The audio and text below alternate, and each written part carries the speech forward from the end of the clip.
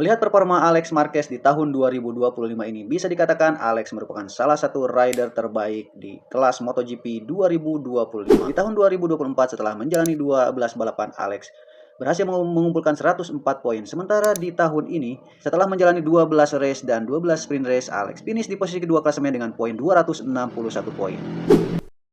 Apakah Alex Marquez akan mampu mengejar Marc Marquez di paruh musim kedua? Kita saksikan nanti, guys.